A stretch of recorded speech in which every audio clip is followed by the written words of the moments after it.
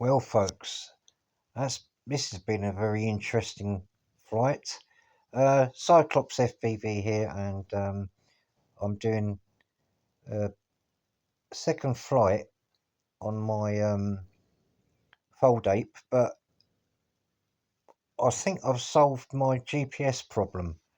Um, that crash my last video where I broke the antenna off, um, got me thinking. I ordered a new Rush Cherry. Um, Same size antenna as the original one, but the only difference is it's got a lock-in connector. The UFL, it's got a locking mechanism on there, so it locks it so it can't come off. And I've been watching a few YouTube videos on why people can't get sat counts, as you're seeing here, and they say, "Oh, move the GPS to the front of the quad, or wrap it with copper wire, and even earth it."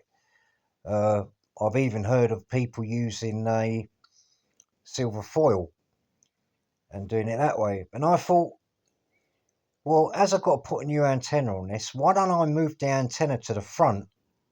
Then I don't have to move the GPS to the front. I quite like it where it is. It's at the back, it's pointing in the right direction, and it looks all neat and tidy. So I did that. I made a little mount for the antenna to go at the front. It's obviously very stable because it's flying now and not wobbling about. It sits right in between the back and the front of the battery. So you got the signal for the 2.4 gigahertz at the back, and then you've got the VTX at the front.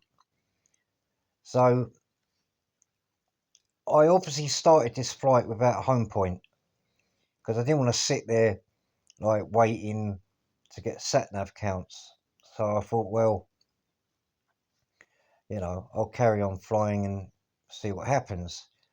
I suddenly hear a voice next to me saying, "Oh, I've got a quad I'm going to be flying here."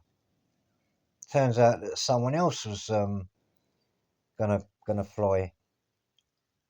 So met an FPV pilot who also uses this field, it seems.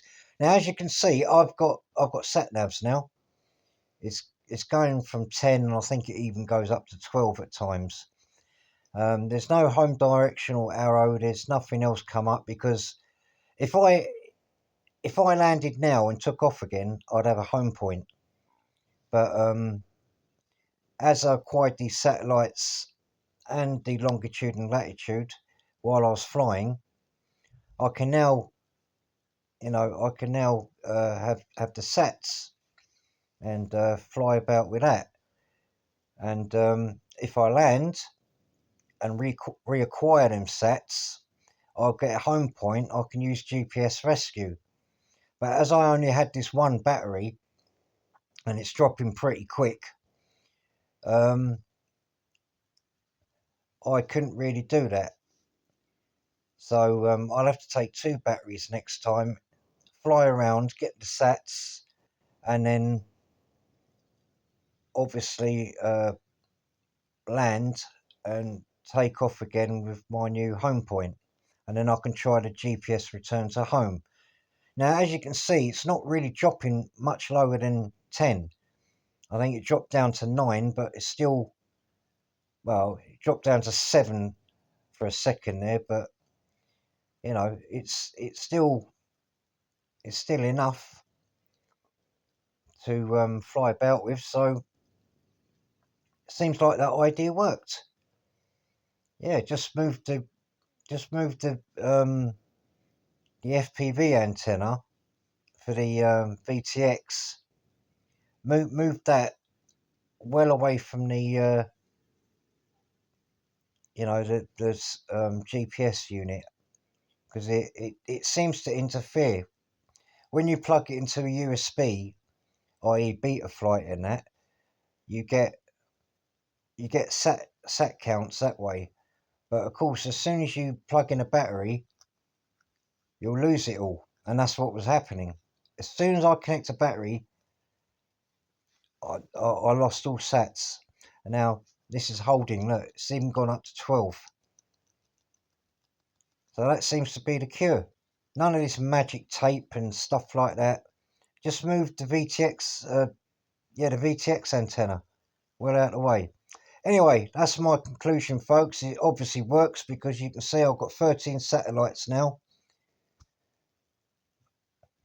It's a good one. Thanks for watching, guys. Catch you in the next one. Bye.